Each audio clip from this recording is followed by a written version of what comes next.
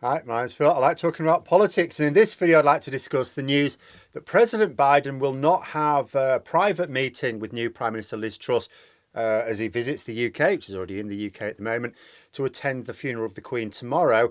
But they are still going to be meeting for a private talk later this week in the United States, and it could be a bit tricky. And it may be tricky, not for the reasons which you might have imagined a week or so ago. But first, if you'd like to be notified of daily news and politics, please subscribe to the channel and click the bell notification icon. So Liz Truss is going to be talking to, of course, several world leaders tomorrow, maybe today, on the fringes of the state funeral. Given that Liz Truss is a new Prime Minister, you might have supposed that Biden, who's visiting anyway, would have had at least a short talk when he arrived at some point. He landed in the UK last night, I gather, so there would certainly have been time. And it had actually been planned. President Biden is head of state and he's visiting the UK to attend the funeral of another head of state, but he's also head of government, so it's fairly common protocol to visit the head of government of the host country as well. But it's not going ahead now. Is it a big deal? Well, yes and no. Truss is visiting the US on Tuesday to address the UN, so she's going to be having talks with Biden anyway. They're still going ahead this week. Does it really matter that a second one in a week that was unexpected anyway isn't going ahead? Not really. But that being said, this meeting was planned. It was planned that Biden would talk to Truss privately in the UK, and then those plans were shelved. Has to be a reason. Obviously, nobody's going to formally tell us the truth about what the reason is, so we're left to speculate. Maybe we'll get something off the record, maybe we'll believe it, maybe we won't. Now, you may imagine that this meeting will be frank when it happens anyway, because on the one hand, Truss will want to steer the conversation onto Ukraine. Oh, the UK has been very much following the US lead in terms of action on Ukraine. There'll be a lot of common ground here. But on the other hand, Biden will want to talk about other things. He will want to talk about the Northern Ireland Protocol and Truss's stated intention to unilaterally dismantle the treaty if she doesn't get what she wants. Not that she's actually bothered to explain what she wants. And a week ago, you would imagine this would be the tricky subject of the meeting. The US side would explain that they made it clear their objection to any unilateral moves to dismantle the protocol.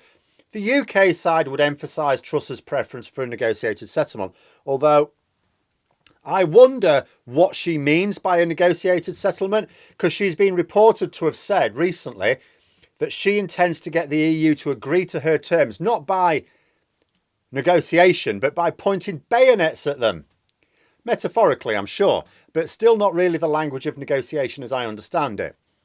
But the protocol wouldn't be a reason to cancel this meeting in the UK, because nothing's changed regarding the protocol situation since the meeting was arranged. For the meeting to be agreed and then one side cancel it, and I don't know which side cancelled it, it means something must have changed in the meantime. So you think, well, what's changed in the meantime? Some people are wondering if it's a little FBI investigation going on.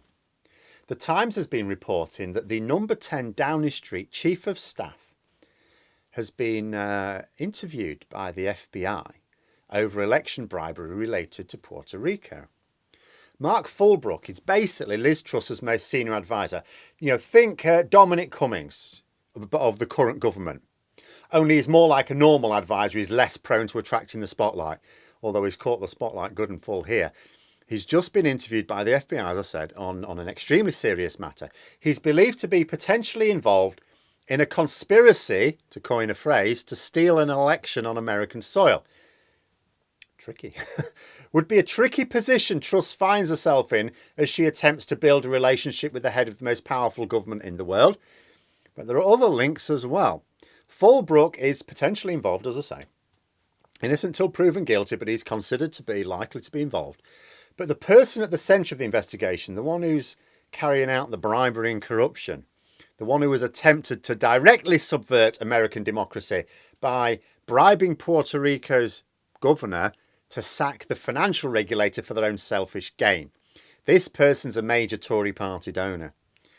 Now, why would a dodgy Tory party donor want someone to sack a financial regulator? Could it be that their financial affairs are up to no good and they don't like the way the financial regulator is breathing down their neck? Because that's what I'm thinking very, very loudly. In fact, you read this report in the Times and the people involved in this little conspiratorial web all seem to have significant links with the Tory party and the Tory party leadership. And it's not just that this could be an embarrassing topic of conversation for Truss to be having with the United States president. It's causing a bit of concern close to home. The Times also reported worries from Whitehall about the level of security clearance that her chief advisor Fulbrook should be given. If he's been directly involved in an anti-democratic conspiracy, bribery and corruption, I mean, we had enough concerns with Boris Johnson being a threat to our national security. Liz Truss has been Prime Minister for less than a fortnight, and already we've got a pretty good reason to wonder if she might be a threat, like a deliberate threat, not an accidental one just because she's an idiot. Unfortunately, there won't be a PMQs for some time now. Quite a long time, in fact, weeks. And there are lots of issues that could be put to her when they start up again.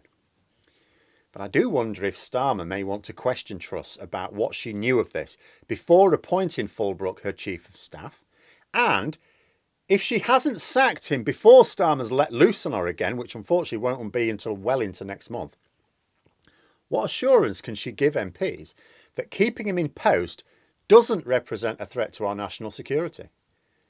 It may not be the most pressing issue of the day, given that the next PMQs, as I say, is going to be like, what, the 20th of October or something? I have to check now, but after like mid-October. But it would be a similar line of questioning to that of Boris Johnson and Partygate, as well as a few other conspiracies, which ended up trapping Johnson LBW before summer.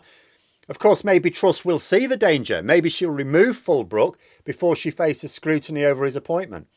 If she gets rid of him in the next week or so, she can claim she didn't really know much about it. She found out, same way as everyone else. She carried out her own investigation and decided that without prejudice to his case, it was best that he not be working at the heart of government until it was all cleared up. That'd be fine. She'd get away with that. But if she keeps him on, she could come unstuck. Because the biggest weakness the Tories have is they keep getting caught out failing to uphold the rules and values that they insist others follow. Like, people didn't turn on the Tories because of the way they've been wrecking the economy or destroying on international credibility. No, they got away with all of those things. All of them. It's the fact that they keep getting found out to be putting themselves above the rules that everyone else has to follow. Truss has already dismissed the notion of getting an ethics advisor because she reckons she already knows right from wrong. I don't need an ethics advisor. I'm all up on the ethics.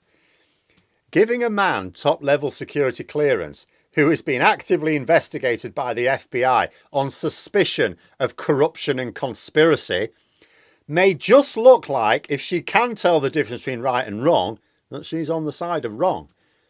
I'm not sure that presenting herself as a less charismatic Boris Johnson is going to work out for the Tories hoping to keep their seats at the next election. But those are my thoughts. Let me know yours in the comments below. Hope you found the video interesting. If you did, please click the like button. If you'd like to support the channel further, the join button for memberships. And until next time, I'll see you later.